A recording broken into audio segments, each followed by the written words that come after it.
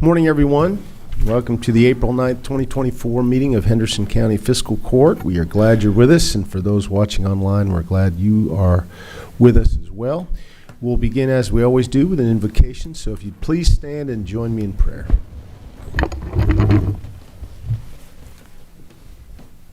Dear Heavenly Father, please watch over us as we make decisions for the good of our community. Please watch over Henderson and its people. Please watch over our guests today. Please watch over and bless our men and women in uniform and first responders both here and abroad. We say all these things in Jesus' name. Amen. Amen. Please join me in the Pledge of Allegiance. I pledge allegiance to the flag of the United States of America and to the republic for which it stands, one nation, under God, indivisible, with liberty and justice for all.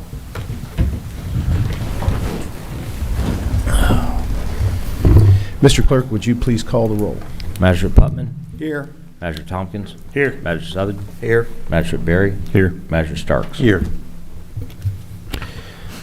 Gentlemen, you have in your packets before you the minutes of the March 26, 2024 Fiscal Court meeting. After a period of review, I'll entertain a motion to approve those. So move. Second. We have a motion and a second. Any other additions, clarifications, corrections? Hearing none, all those in favor say aye. Aye. Any opposed? It is Judge's Scholar once again, and we have with us Kaylin Gaston from Central Academy, and I'd love for Kaylin to join me right here in front of the podium.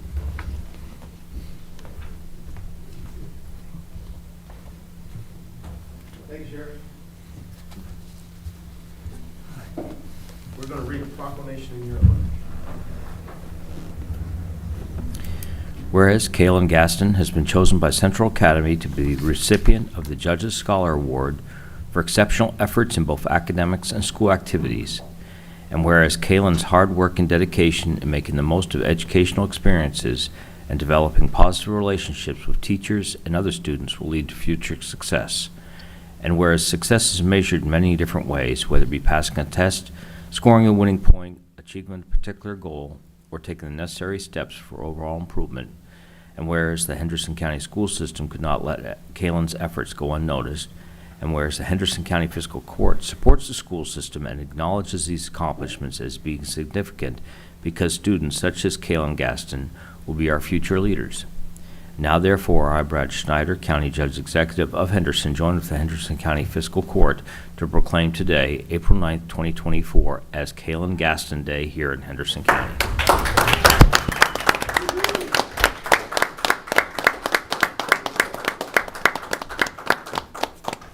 Anybody want to take pictures? You can come over here and get your spot back.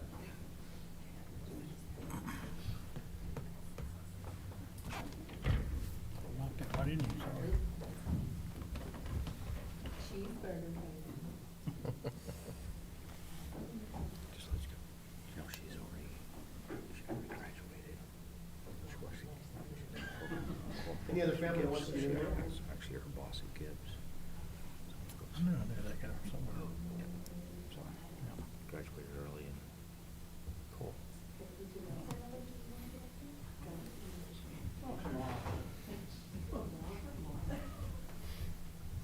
Need help?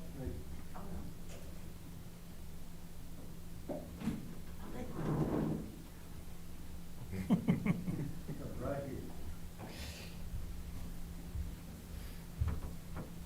And you're going to help get it to the central office? Yes. Yep. Come on in. All right. Put too much weight on you.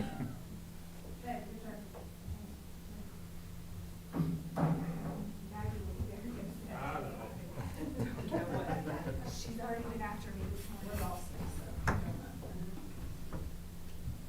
Should be getting used to this all the time. All right, congratulations.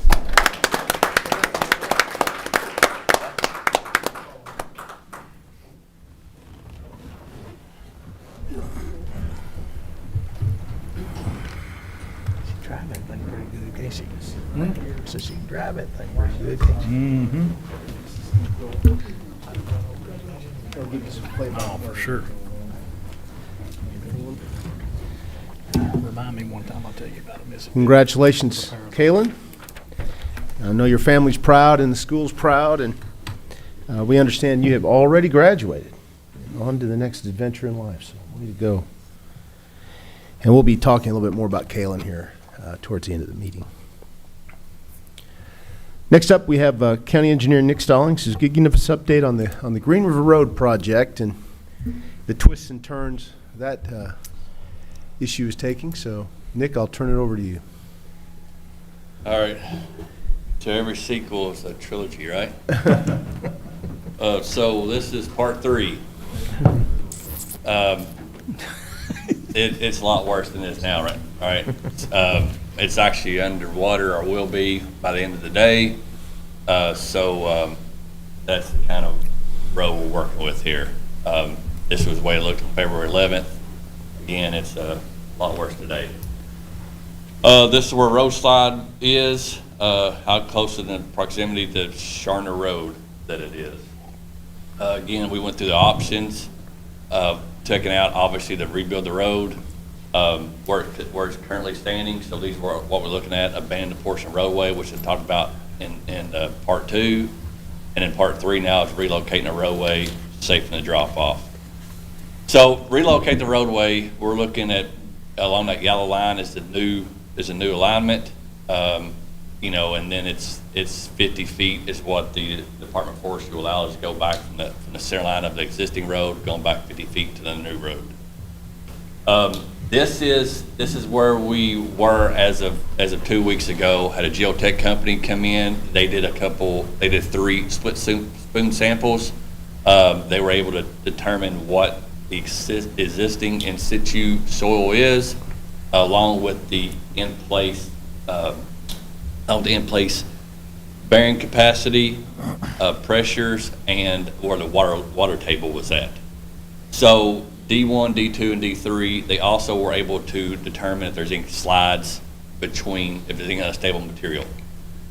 So this is kind of their headliner. Associated Engineering out of Massville did the work, and this was started on 320. And the one hole was done 321, and one hole was done 322. So this is what I'm mainly concerned about is standard penetration test, which you'll see as we go through. So this is DH1. The water depth was 15.5 feet deep, which you can see in the along the graph table there at 15.5 feet. That was initial water level. What we're concerned about was SPT that you see on the left side. So the first 2 feet depth was 7 blows. The way this is, SPT is standard penetration test. It's a 140-foot weight that you drop 30 inches, and it counts how many times it takes for that hammer to get through 6 inches of soil. So on the right side here, you see SPT 4-3-4. That is indicative. The last 2 numbers is what you get SPT for. The first number is seating the soil hammer as you drop down your first couple hits with a hammer. So farther we go down, the worse it gets. As you see down here, 15 feet, you see WH. That means wave the hammer. So every drop of that hammer, it was going 6 inches. So that means we've got little to no structural component in that material, which again we're below water table, pretty indicative along a river road. DH2, which was the next point down, this is exactly adjacent to where the slide was happening. We're looking at 5 penetrations and then 6 on down until we get down to 15 feet, again the way of the hammer. Water table is around the same exact point. We're 16 feet deep depth here, but as you see a day later, it dropped up to, it rose up to only 12 foot 2 inches is what the depth of the water table is. So again, as the river moves, so does the water table, since you're so close to the river. D3, same type of information. We had 4 at the top. We had 5 at the top, 6 below it, all the way down to 15, where it became the way of the hammer. So what does that say? Besides, we've got some pretty terrible soils. Is just that. So the geotech engineer, what he recommended was cut no deeper than a foot. The soils towards the top had a better footprint than farther down. He recommended to keep it a foot depth, to use a non-woven textile fabric, and then use 23s, at least 23 rock, which I assumed to use was to use quarry run, which is larger 23s, which he agreed that would be a better rock to use if it's available. To make that 2 foot deep, I assumed 18 inches, but he would like it to be 24 inches deep. DJ at 6, 57s at 3, which matches what I determined. So a little bit different is he had another 8 inches of rock and fabric that I didn't have, so that increased the numbers a little bit. Originally, I had planned around $144,000 with a 650 foot length, which, as you all recall, that was originally what we want to do with 30 foot off. We talked with the Department of Forestry. They allow us to go 50 foot off the center line, which I said would increase the road a little bit. So we have 850 foot long road instead of 650, added about, like I told you before, 15% to the price. But also now the additional number for the rock, we went up about 500 tons of rock. We also have around $5,000 of fabric that I originally didn't figure in, but that's what the geotech, what he recommended was having geofabric down. That just keeps the mud from pumping through the rock. What it does is separate the layers. So as river comes up, river goes down, river comes up, river goes down. That keeps your migration of the soils, the fines through your rock, make the rock last a little longer. So the new number is now looking somewhere around $220,000. That still plays still a small asterisk if we don't have any areas that's just completely terrible. We had three geotech borings, which is a lot better than a guess, maybe say educational guess, but you still could have a portion, have a soft pocket that as you're digging, you put rock in, you blow out because of base failure. We could come out and dig it back out, put fabric around it, and do it again. That's just how road building works. You can't take a sample every foot because that's just going to be way too expensive to do. This gives a good idea of what we have. So, additional to this, I had to go to the Division of Water and get a permit because we're in the floodplain. I've got to be able to show that I'm not adding to the floodplain with building a new road. I got to take away somewhere.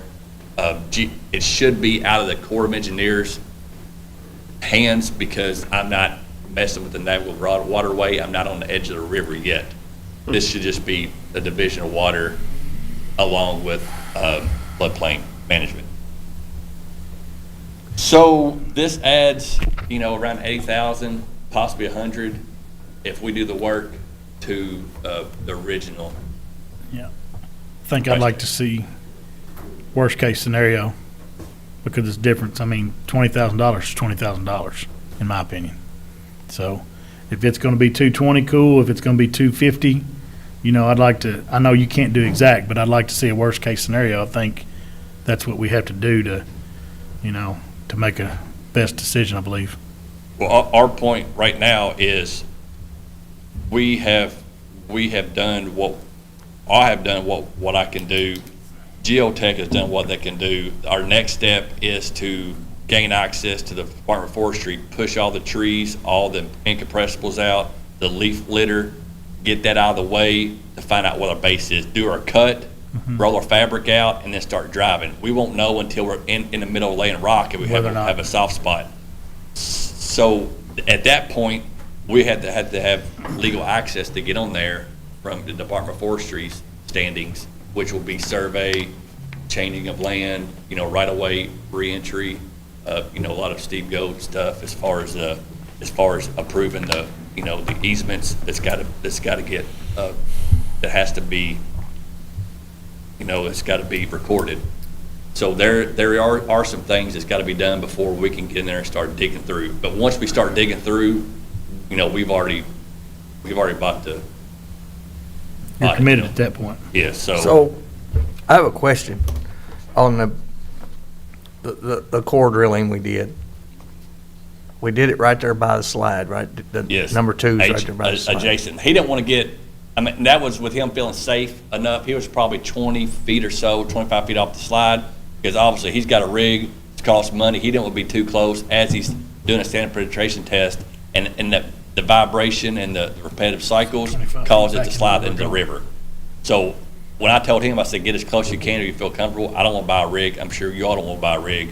So he stayed out around 20, 25 feet from the edge of the slide. So at 25 feet, Yes. did we see any voids to where, There was no cross shear, which means there was no changing of the soil pattern. There was no slip plane, there was nothing. It was all uniform. Okay. Which means 25 feet back, we don't have any type of unstable soils. so there's,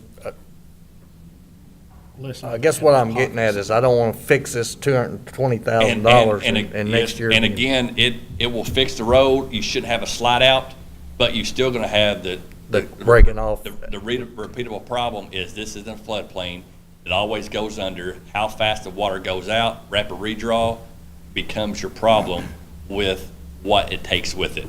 We can come in armored aside, but again, the geotech recommendations was my recommendation to you all at the first. This will never get fixed until you do a proper armoring of the side, either with Ajax, like I told you, with sheet pals, with soil nailing, whatever it takes. But again, that's making a golden road along a river road. I mean, you're talking a lot of dollars. Right. One more question. So with raising the road up, we have to take Material away out somewhere, somewhere yes, else. yes. Can we manipulate that such that it lessens the impact of the rapid, like the river falling out? Can we do anything where it takes it away from that area? Well, there's two ways to do that. You know, every time you have a silt mitigation, you want to slow the water down, right? Right. So either we build the road up, then we create a dam that keep more water on the Department of Forestry, but it slow the water down from leaving. Right. So the water doesn't get out the forestry quick enough, and also doesn't go our road quick enough, but it doesn't take anything with it.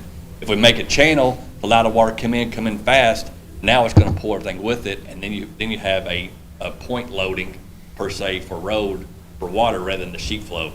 Water goes out over the whole entire bank, it's less impact versus point loading where the water comes out on top of the river bank. Now you're putting all the water into one area, which happened last time while we had to slide. Right. So it's you want to retain the water to make it go slow, but retain the water is against us and against the Department of Forestry because you keep more water in the road. But again, that's the only way you can stop it from eroding out because speed of water, it directly influences on what it can carry with it. So rapid redraw, how fast the river comes down, all plays in. Probably answer this, you're old, I did, there a couple times, may have answered where it's failing, what do we put in there to stop it continuing? We got large slabs of concrete. Concrete, Yes, we got a lot of waste concrete. We're, again, like I asked you all last court, going to try to get a lot of material from the I-69 job. A lot of that's good fill, heavy rock, and then we're going to try to come up with large slabs of concrete. The bigger the material is, the less the river can take with it. So that's just going to be armor along there. But again, that's 350, 400-foot section, but we've got 3-4 miles of this that we're just going to the next place. I can't tell you that this is going to be a fix forever. People who's lived here for 50, 60, 70 years has probably known how far the roads moved back over the years. River's going to win. We're just giving more to the north side of Green River, taking away on the side of Green River. Whale River's work, So until we jump in there and actually armor it correctly, which again, it's benefit cost ratio, and as a geotech engineer agreed, same way I agreed, our came up with recommendation is it's going to continue to move. That's the way it goes. So if Nick Stallings owned this piece of property, Can't do that. It- No, sir. would No, Nick sir. Stallings fix it or would he go around? Nick Stallings would fix it, but it wouldn't be that in-depth because Nick Stallings is one truck over a week versus theoretically, we open this road up as a county road, we could have everybody in the United States can drive this road, all right? So you had that repeatable cycles and say it's wet, water recedes. First thing water recedes, what's everybody want to do? They want to go out and look at the fields, look right? at it. They want to look at the fields, right? So we had 300 cars in an hour going over a saturated subgrade. You're going to blow out the subgrade, right? If it's Nick Stallings Road, it's wet. Nick Stallings ain't going to go out there. I'm going to wait until it dries out. drive my single truck over top of it, and I'm gonna come back through, I'm gonna be done that road for probably 2 weeks. So it's all about repetitive cycles. We can't control how many people come through. We don't Right. have a ticket counter and say, hey, looks too many people today. That's the problem I've got to look at. That's the problem the geotech guys got to look at. What makes this road suitable for an open county road? I know people at home, people at YouTube, people here are saying, wait, Nick, you've got a road on both sides of it that you've done nothing to. I get it, but it's also been built upon for 100 years. You know, we've got layers of rock over decades. Right. Gets muddy, put rock down. Gets muddy, put rock down. Over time, that repetitive cycles, the amount of surcharge, which is vehicle loading, has helped increase the soil pressures. Well, we can do that here too. It would just take a lot of rock, refilling rock to get it back up in the same stance as both sides of the river, on both sides of the road beyond this portion. It's just the way it is now.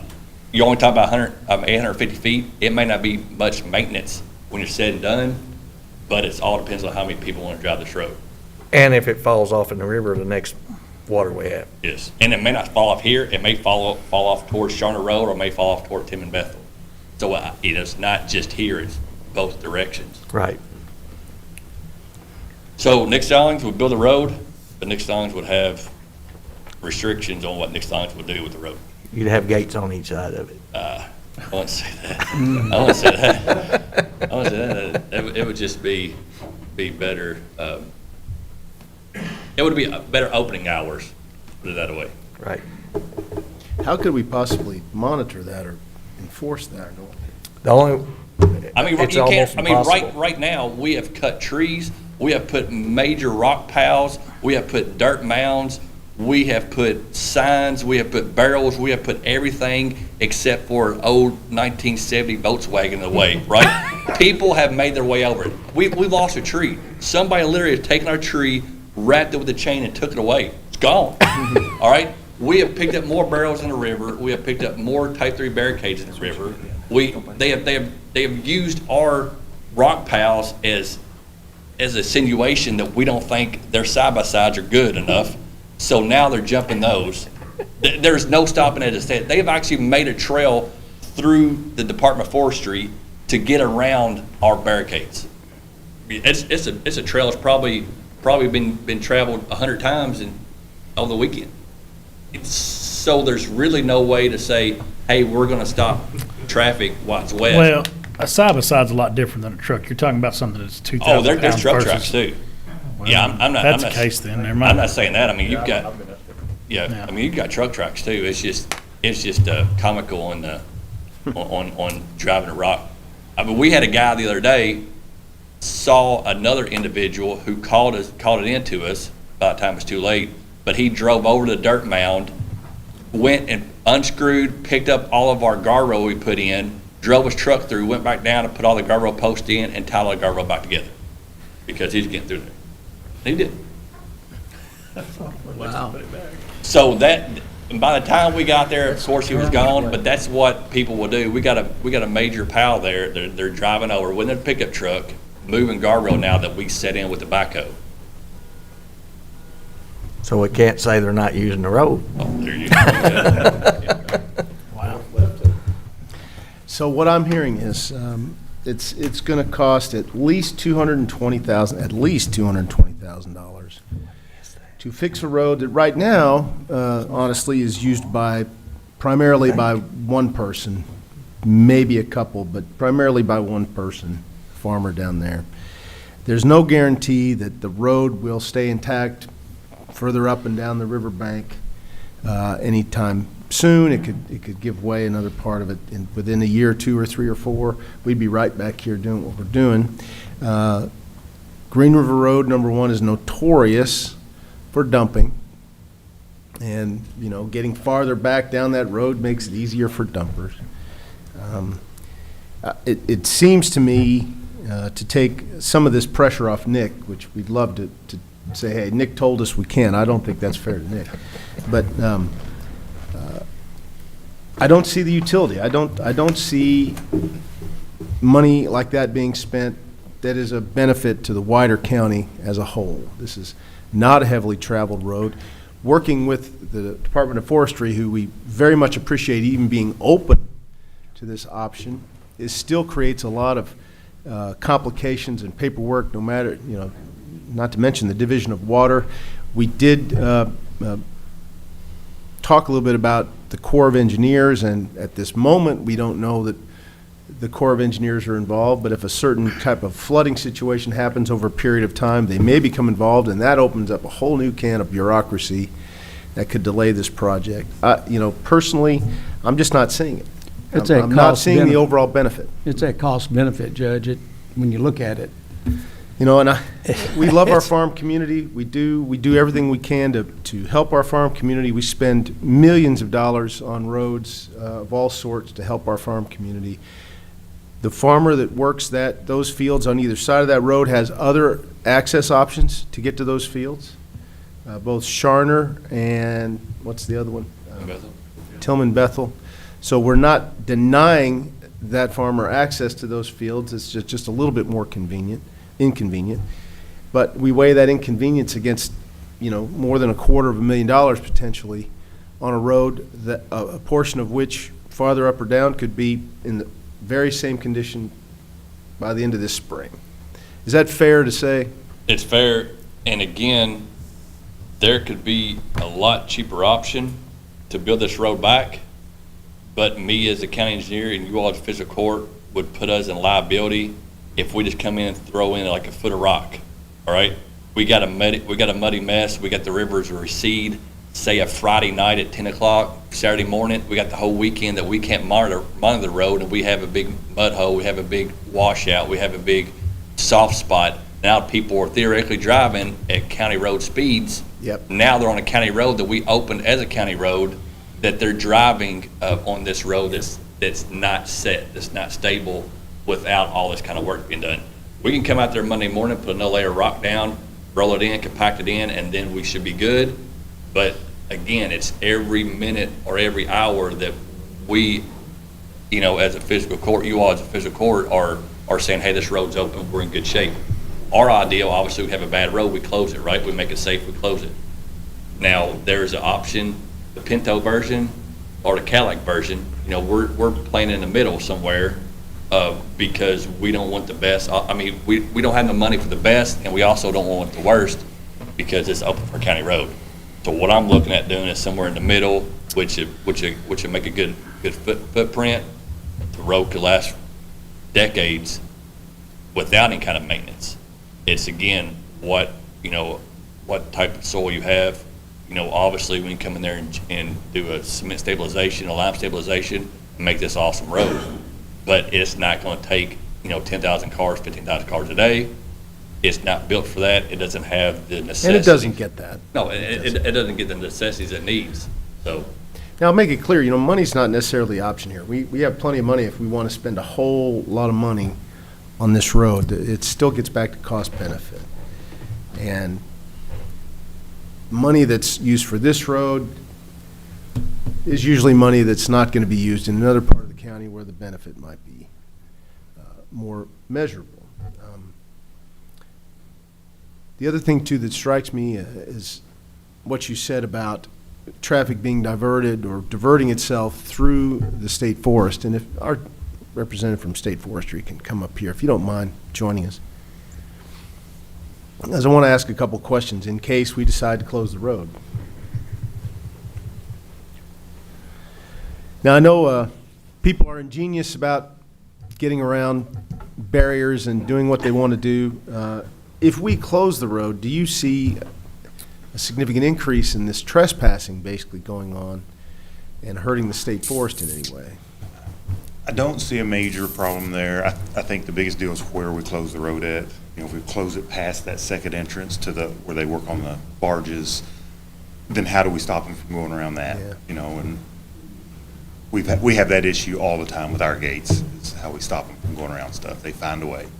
So that would be a big concern, that, and then wherever the dumping of garbage, Yeah. right there by us. So I remember Nick had a couple options on where to put the gates. One was, the more restrictive was up near the mouth where Tillman Bethel intersects and then where Charner Road intersects, correct? Yes. And the farthest west is that Tillman Bethel?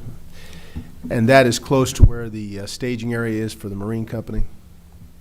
And I know that they were concerned about dumping, but it seems to me the farther out we go, the fewer spots they have to dump if they want an illegal dump. And especially at the marine company, they can help us keep a closer monitor on that, and maybe we catch a couple, and that no longer becomes a place to dump because it's much more obvious. Instead of cutting back deep into Green River Road where there's nobody around and they have nobody watching them dump. But I'm hearing what Nick said and about how this might impact the state forest, and you're telling me it might not be as bad as we hope or think. I don't foresee it being, if we could monitor that somehow, the dumping and driving around the gate, people in, I don't see it being that bad. Wherever we close it, from there on, I know y'all would not maintain Right. anymore. Would that still be county property that we would be able to use? There's nobody that's gonna say, hey, you can't use this road anymore to get to the state forest. I would say we would let the state forest overrun the road, which would benefit the state. I'm talking about before we got to the state forest, any stretch there. I don't think, We would- I think it goes back to the property owner, doesn't it? If we close it. So they could say, we No. don't want you driving back that road to get to the state forest. That would be a concern. But we don't have, we have access through the road that goes through the middle of the Right. state forest, so we do have access. That's not a problem. Yeah. Is that gated, that path through the state forest? It is. Yeah, people still get around it. Yes. Yeah. And Nick, as far as I know, gating it at the widest points still gives access to those farm fields for the farmers, the farmer that farms it. Yes, as I said before, the best place to keep people from going around the gates is right there at the creek. Okay, the only problem is beyond there is Everett Marine Service and then Crown's fuel dock, which they got a key, fine, but they said if the gate, open the gate, it may not be closed for 5 days because so many people come in and out. So what's a closed gate not being closed is just the gate. So what we do is if we go back further past Crown's fuel dock, then we have a place they can just take the field to get around our stop.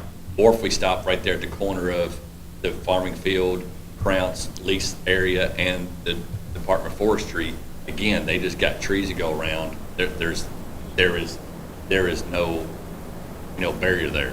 Yeah. As the rain comes down, it probably rises the river even more.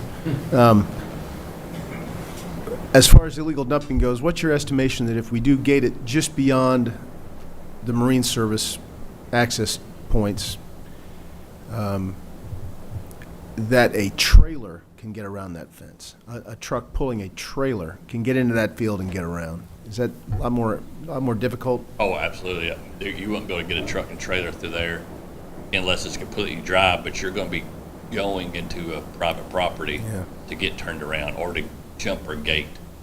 Not that illegal dumpers care about the law too much. Say that's the last thing they're worried about. They're definitely not. So But- you can still get around, you can still do your dump, and you come back through the same way. That will not cease as long as the people, also the people who want to get through just to do their driving, we won't stop them. What it does on our part is it protects me and the county, is that we stop the road because we feel it is no longer safe as county standards.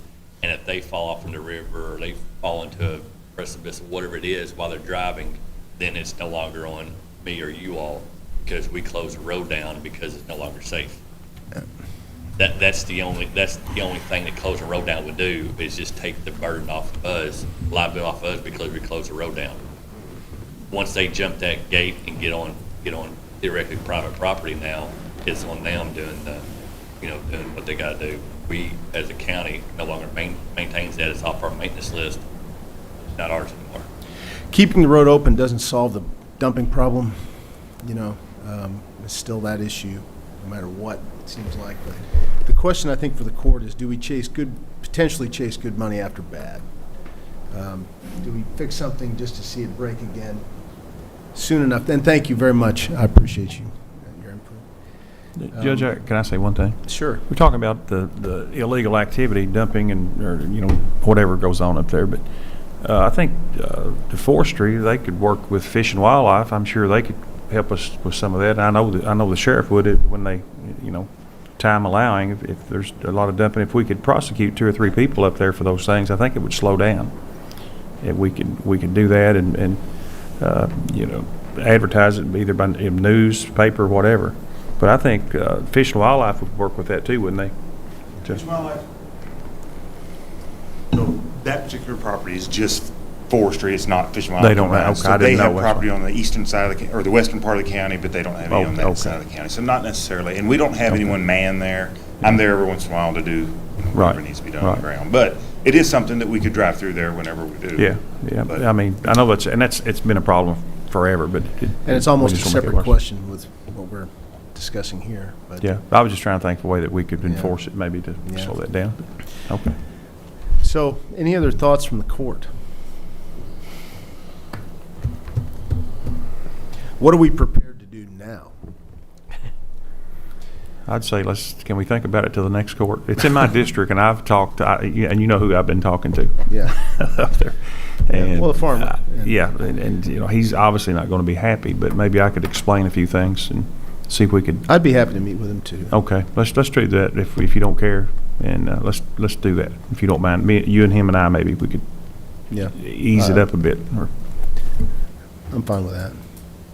Anything you'd like to add, Nick? Apparently, we need to get a little bit more input because it's not a small step to take.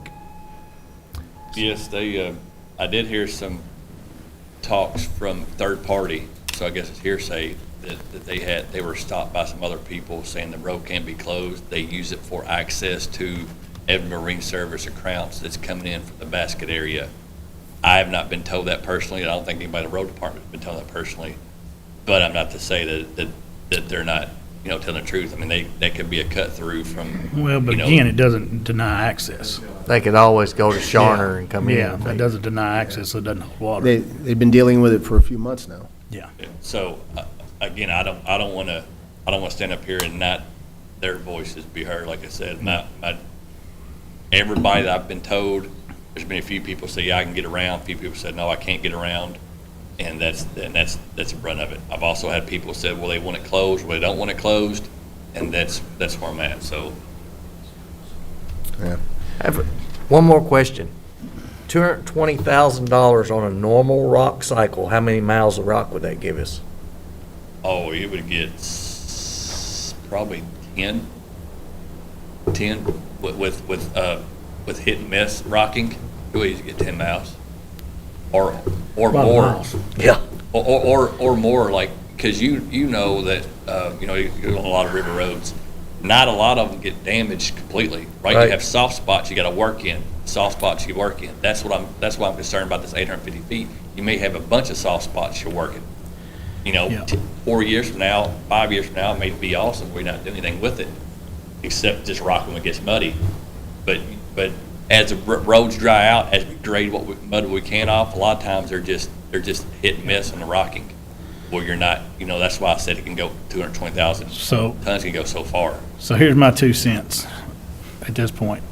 You guys talk to the farmer, and at the end of the day, I think we're charged with the responsibility to do what's right for Henderson County as a whole and for the greater good of everybody here. So I think you guys do that, then we make the decision as a group, and we vote on it next court, or whatever we got to do to either move past or do whatever. Yeah.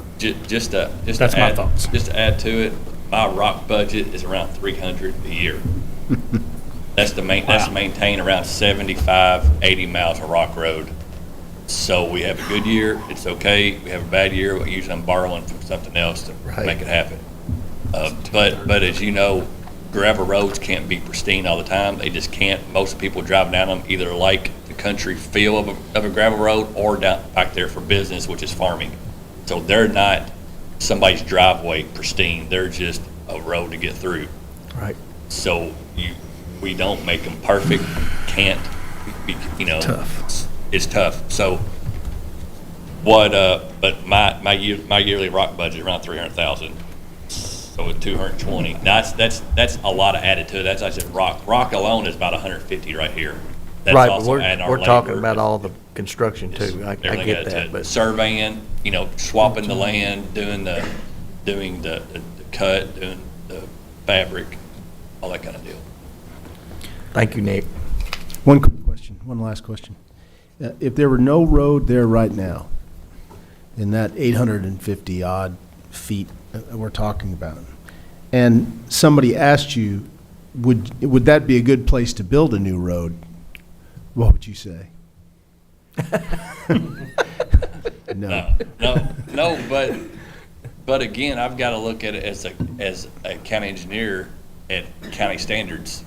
Me personally, and I build a road on anything, but again, it's me personally, back like you said, in Nick Stallings Road, I would build road on anything because I'm a single truck, single drive, you know what I mean? And it's maybe a future Would you build a county road in that spot with unlimited budget, yeah. with unlimited budget? Absolutely. And again, I'm standing here telling you all this, and we could put the road in, and my numbers be a little high, and we could put in for 170,000-ish, and it works out awesome. We never have to touch it until it floods. It won't find any difference.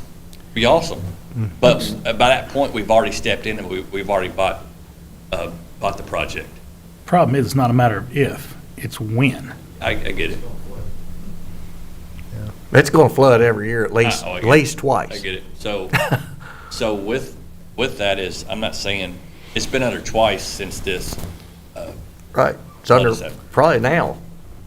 I Yep. mean, it's just the way it is. I mean, I grew up in river bottoms. It's just that's the way it is. It's going to be bad. I mean, and at the end of the day, you're right on the edge of the river. So what happens when somebody drives that road and he decides to cave in and somebody's off in the river? At what point is that? I mean, could it happen? Absolutely. Is it likely? Maybe not. Do you have to consider it? I think you do. I don't know. And as an engineer, it'd be awesome to solve this problem because there's 50 states, that has this problem with shorelines, river lines. I mean, you can look at how the river has changed through state lines over the decades. Rivers move, rivers going to win until you stop it. But until we put dollars to it, like Owensboro did along their riverfront, their River Park Center, we ain't stopping it. Thank you, Nick. You want to stay up and talk a little bit about a couple hires you made? Yeah, I've got Eric. Thank you again. I appreciate it.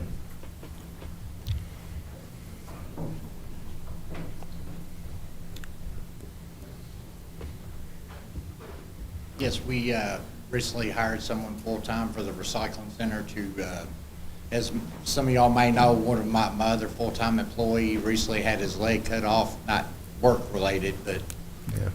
and we don't know if or when he's even going to come back.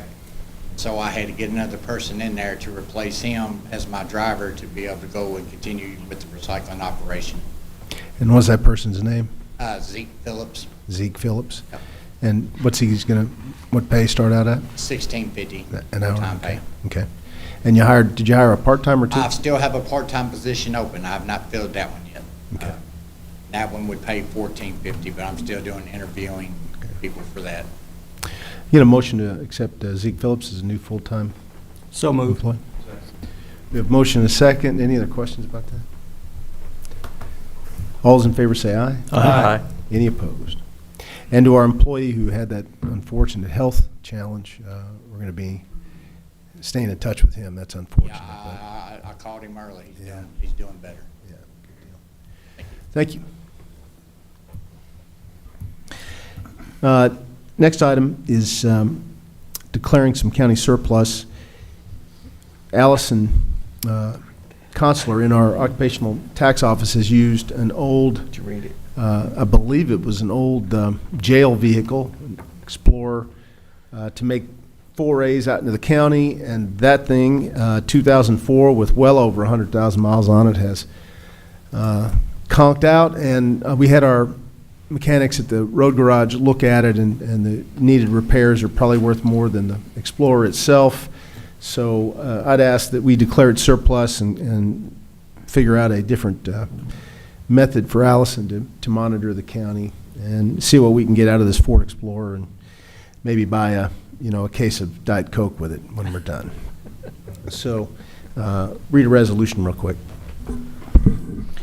Resolution declaring certain county property to be surplus and providing for the disposition thereof. Whereas the Henderson Fiscal Court is the owner of certain personal property that is no longer of use to the county, whereas pursuant to KRS 67.0802, the Fiscal Court finds that it is in the best interest of the county to deem the property as surplus and provide for the disposition thereof. Whereas the Henderson Fiscal Court wishes to offer said property to be sold by public auction in accordance with the law at the discretion of the Henderson County Judge Executive. Now therefore be it resolved by the Fiscal Court, County of Henderson, as follows. Pursuant to KRS 67.0802, the personal property on the list hereto and incorporated herein is hereby declared to be surplus. It shall be sold at a duly advertised public or online auction pursuant to all applicable laws at such time and place and in such manner as shall be arranged by the County Judge Executive. The County Judge Executive or his designee is hereby authorized to make said arrangements. You get a motion to approve that? So moved. We have a motion and a second. Any other questions about our dilapidated Explorer? All those in favor say aye. Aye. Any opposed? And looking at Sheriff Stauffer back there, if you got any vehicles you're about to deem no longer useful, let me know. Okay. Next, Jailer Bruce Todd, your report. Good morning, gentlemen. Good morning, I Jailer. have your quarter report before you. It's pretty standard. There is a one big ticket item on here that we're going to have to address soon is our A-Hall air conditioner unit. It's 14 or so years old, and we've been patching it for the last 2 or 3 years, and the units aren't getting any cheaper. It's costing more to keep up, so we're going to... Did you put it out to bid yet, Bruce? I've asked our maintenance manager today to go out and get us 3 or 4 bids. Is it going to be over 40,000? I'm going to say between 20 and 25. Okay. If y'all got any 20, 25 laying around. Well, we'll be interested to hear the results of Yeah, that research there. We'll get that. So last week out here, when the temperature's up a little bit, it got warm, we put some fans out. So we're just going to have to do that. But everything else is pretty good. Any other questions of Jailer Todd? On your report, I seen where the floors need to be redone. Yeah, the tiles are, we still keep them up pretty well, shiny, buffed, and the kitchen floor has a bad spot in it that needs to be repaired.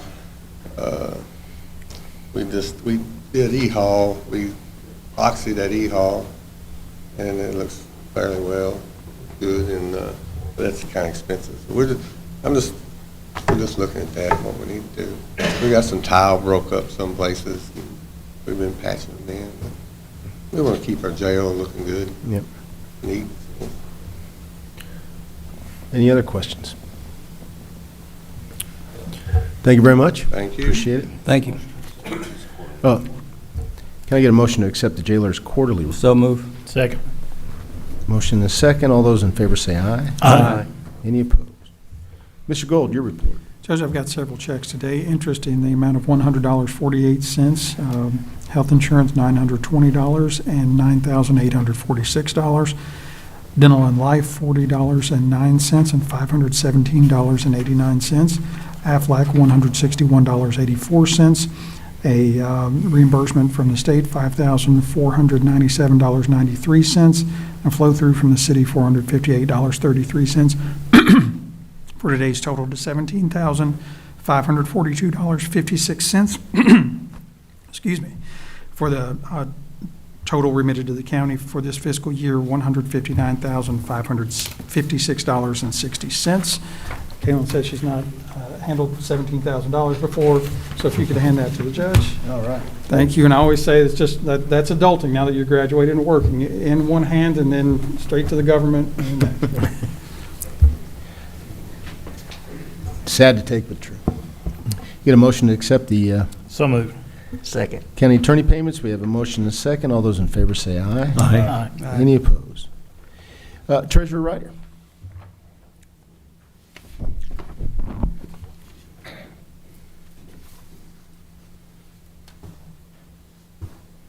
This is the first reading of Budget Amendment Number 4 for the current fiscal year, amending into the current fiscal year budgeted unbudgeted receipts into the general fund of $647,603.97.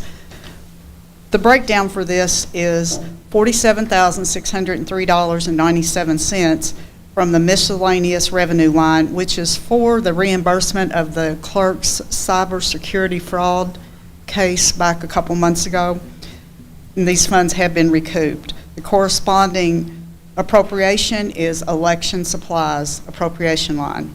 The $600,000 is from the prior year surplus, and this is the corresponding appropriation is to transfer to the health insurance fund appropriation line, which is necessary to hopefully keep this year's fiscal year budget for this appropriation line in the positive.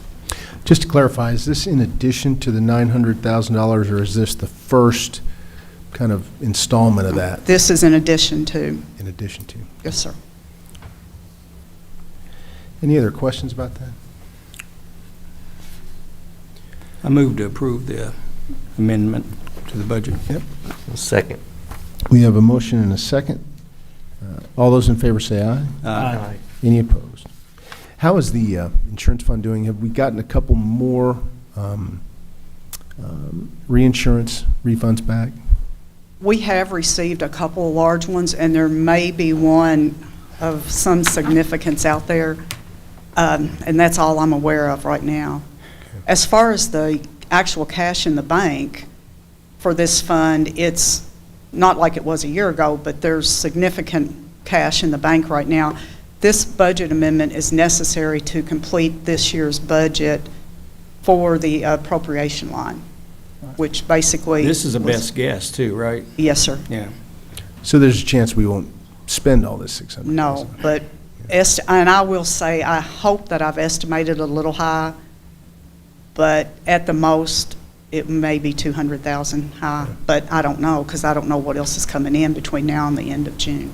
For those who might not know who are watching, Henderson County government is self-insured. Our health insurance is self-insured, so we are the insurance company. We have to collect premiums, but we also pay claims, and some years the claims are significant, and we're experiencing one of those years. So the guess at the beginning of the year for total budget this year, what we planned was a significant increase from what we'd have past years. I think we went from 1.9 million as a budgeted amount for claims, and we increased that, if you recall, up to 2.6. Was it 6 or 1? 2.1. 2.1. So we're even north of that now, and just one of those years. So doing what we can do to make sure we pay claims, and fortunately we have a healthy reserve in order to do this, but it'll be a good question as we budget for next year about how to handle that and what other options we may have. So Brenda's just making sure we have enough money to cover for the last 3 months. Judge, just real briefly on the healthcare thing, I know that there was some talk about CAECO actually putting together some sort of package that they would make available to counties. Is that kind of dead in the water, or? No, at the... I don't want to beat it real long. At CAECO conference, of course, that was a topic that many of us were eager to hear, and they basically have delayed it a year. It's just not ready yet. And it is basically a self-insured pool involving all the counties who are CAECO members or other entities that are eligible that can buy in. And it makes a lot of sense to have a much wider pool. I think we would be very interested in joining that pool. It might cost us more initially, but our costs would be more fixed because they would be paying the claims out of their pool instead of us, a much larger pool than what we have. And so we're waiting on the news and the details. I think When self-insurance is good, it's really good. We were able to put $1.5 million, $1.6 million back over the course of about 6 years because we were both working hard to control cost and had good luck, to be honest. The last couple of years have been really rough, and we're doing the best we can. But if you do that CAECO thing, it's a fixed cost. We know what it is going in. You can budget that dollar amount and you're done. At least for a year, we know what our cost is, you know. As you may or may not know, one of the Humana has gotten out of the healthcare business in Kentucky. So there's only one option for doing business with is Anthem. They would not be the insurer in the case of the CAECO, what we think the CAECO plan is going to be, but we would still be working to them to access the network and provide negotiations on prices. That may or may not make it the same amount of cost for us. It might go up, but again, the fixed cost benefit there is attractive, and a larger pool is able to negotiate with providers a little bit easier than we can. So just want to give a little background information. So we do have a motion and a second. Did we get a vote? I forget. All those in favor say aye. Aye. Any opposed? Thank you. Moving on. I do have two claims. From the jail fund to Advanced Document Solutions, $972.73. This is for copier charges and is to come from the data processing equipment appropriation line. To U.S. Bank, which is the credit card, $1,877.91. The majority of this is to come from office supplies and prisoner transports appropriation lines. You have a motion to accept those claims and pay Move to them? pay the claims. Second. We have a motion and a second. All those in favor say aye. Aye. Any opposed? Thank you. Thank you.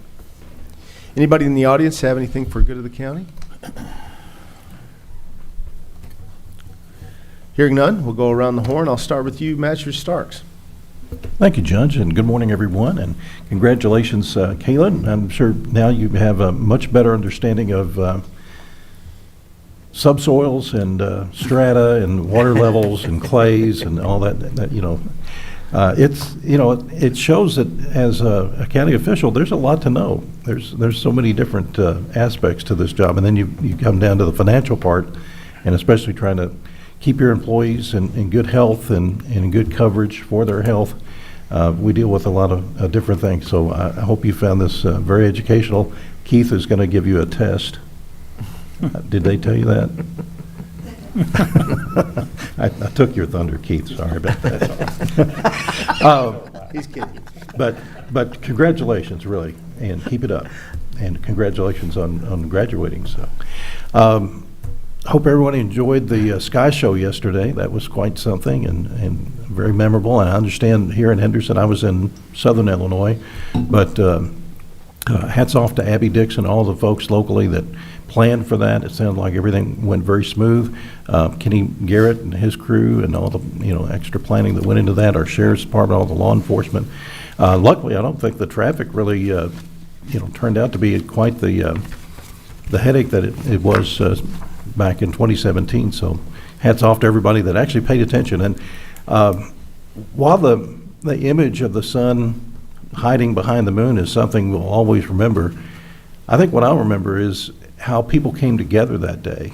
And I think we haven't forgotten how to treat each other with respect and how to have a good time together. And I saw a lot of people helping each other, and it was just a great day. And I think if we could have more of those, it'd be a nice thing. So one thing that also brings people together is Tri-Fest, and so I'm looking forward to that too later this month. And hats off to the Lions for getting things ready, and I encourage folks to come back to Henderson. If you were here for the Eclipse, had a good time, we'll have an even better time when we have the carnival rides and the food and everything else going on. So with that, everything else is good. I met a couple from Maryland yesterday, and I invited them back for the Tri-Fest. I don't know whether they'll make the journey back, but I was only kind of half kidding. But they'll see things at Tri-Fest they did not see yesterday. Master Berry. Thank you, Judge. You know, I'm not sure if it's easier or harder to go after Magistrate Starks. He covers everything that you want to say, so I guess it should be easier, right? But he was talking about that test, and that's before lunch. So where are you going to eat lunch? Brown bag. All right. He's teasing about the test. He got my, I always say that. But anyway, Nick, I know we're wearing you out on these projects and down south in Taylor's district, but it'll get better. That's why I wasn't going to say that. But I know we're wearing you out, and you've done a good job, doing a good job. So thank everybody for being here. Thanks, family, for being with Kaylin. And it's her day. It's going to be a good day. Even though it's raining, it's still going to be a good day. Thank you, Sheriff, for all the work yesterday and everybody that was involved. So it ended up being a good, safe day. So all's good in District 1 except my road up there that fell in. Thank you, Judge. Thank you. Mr. Gold. Well, again, congratulations. I understand you've already graduated and are working at Gibbs in the tech plant. It's a fantastic place. My wife has worked at Gibbs for, I was doing the math, 26 years now. And it's a great place not just to start a career, but to have a long-term career, and there's lots of room for advancement there, too. So I really am happy for you that you found a good place there, and understand you're going through the community college as well for their training program. Is that? Oh, that's what somebody had told me. I'm sorry. But they've got a good program there at Gibbs where you actually could go through that and get some additional education that they end up paying for. So that's not a bad thing to think about. Because, like I said, there are great ways for advancement there. So congratulations. It's your day. Nobody else in Henderson, Kentucky can say it's been officially declared their day. So own that and enjoy your lunch. The county attorney's office is going well. We've still got some people out due to some health issues and whatnot, but we're getting closer and closer to full staff. And want to thank Nick Stallings. He and I have gotten together recently on a whole lot of legal projects, and he keeps me busy, and I think I'm keeping him busy. So we're getting a lot of good things done for the county, and that's a good thing. And I appreciate all that he's doing, because he really is kind of covered up with a whole lot of projects, and he handles them. He's not an excitable guy, and every time I'm like, hey Nick, you're going to have to do this and that. He's like, okay, I got it.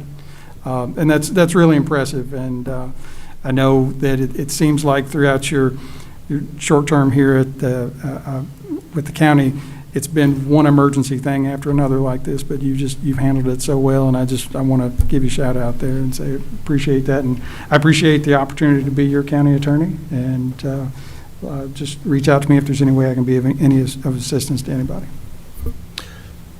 Thank you. And without these pop-up projects and legal questions, Nick wouldn't have anything to do either. So, Master Southern. Well, again, congratulations, Caitlin.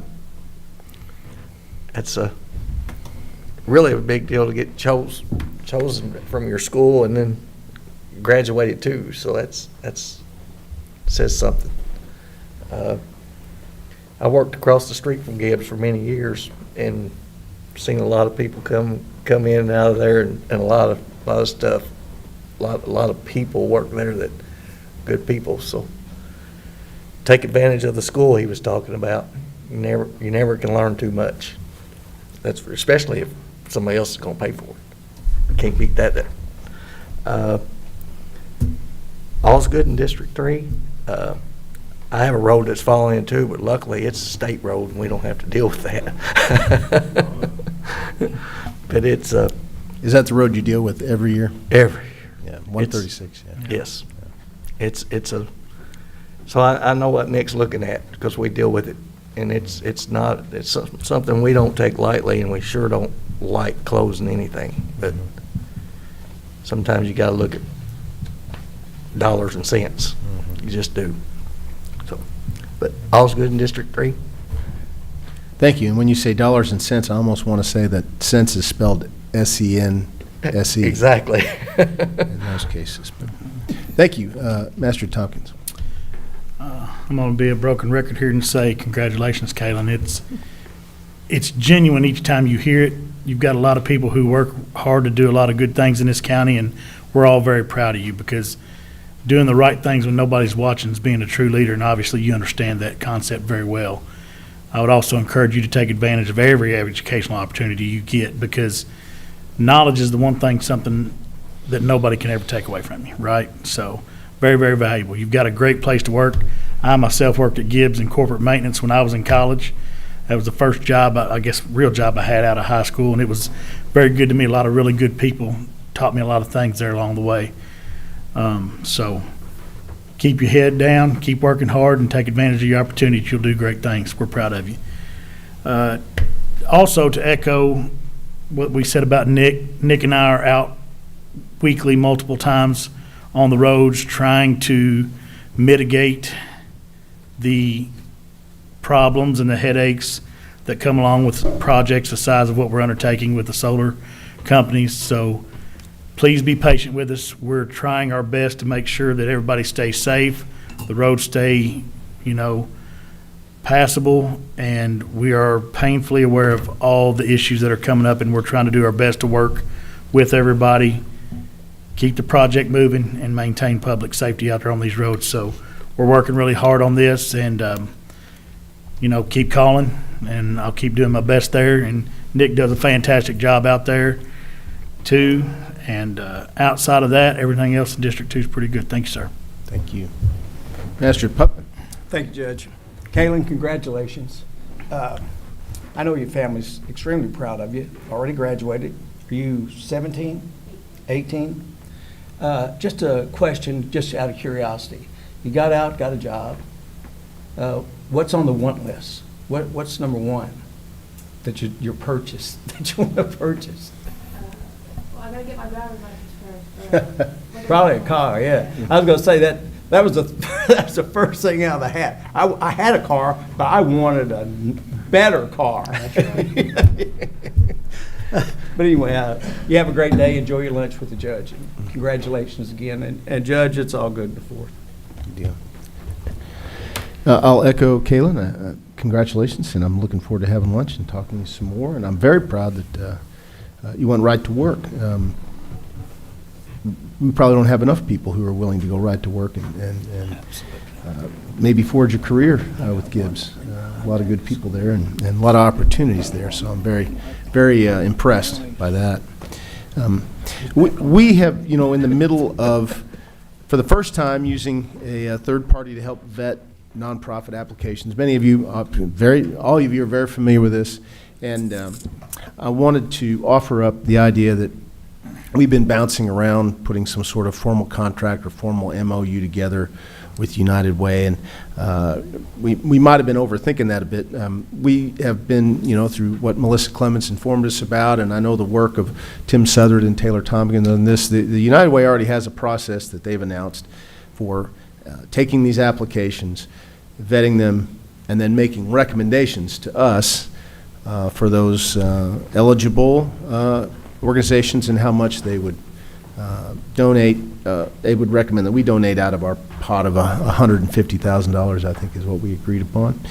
I think that in and of itself is a good process, and in the end, fiscal court's going to make the decision on those recommendations, and we can do whatever we want. But I do think that utilizing this process would make it more efficient for us and probably a better idea of who's out there and doing a good job with the donations that we give them. And so I would suggest, I don't think we need a vote on this because we've already kind of spelled it out in many ways, that we let the process work as we had planned and as the committee and United Way leadership have planned. Get back their recommendations in time for probably our second workshop in May, and then we can have the debate in the public meeting that is the workshop and see what we want to do. Does that make sense? We will likely have a workshop the 1st of May. I'll be suggesting a date on that here shortly. We will work on all of the budget. I think we talked about putting a placeholder amount of, again, $150,000 in the budget for donations to nonprofits, grants to nonprofits. And the second workshop is when we can plug in the exact amounts and the exact names of the organizations. That's the way I'd like to go about it. And And I did it that way because Melissa Clements sent us a timeline, and they're probably not going to make their recommendations till the second half of May. Right. So give them time to do that. But does that sound good? Yes. All good? Magistrate Starks is on this team, too. On the Oh, team. sorry. Sorry, appreciate that. But I hope you're okay with that plan, and I know. That sounds great. Yes, sir. Can I say something? Yes, sir. Please come to the mic. For You might give your name. I'm Tim Gage, work at Gibbs Diecast in the tool room. For most of y'all, this is her day.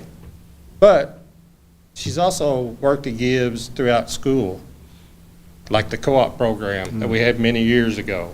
I'm trying to get that more back into the, out there at Gibbs to try to get younger generations involved with what, I've got a lot of people retiring.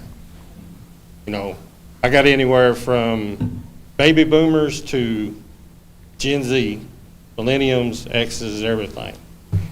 They make you think and change the way you usually did things over the years. And she's helped me along the way of being there and being able to do that. So I want to congratulate you on this being your day. Excellent. Thank you. Okay, with that, I'll reiterate the thanks for everybody who helped organize yesterday. It went smooth. Everything I saw, it was smooth. You always got to prepare for the worst, but I think it all worked out terrifically. And even the traffic up on the Strip got heavy for a couple hours, but it always kept moving. We didn't have any major fender benders, and by 5 o'clock, it seemed to be flowing pretty freely, and all good. And so with that, I'll entertain a motion to adjourn. So move. Second. If motion is second, all those in favor can leave.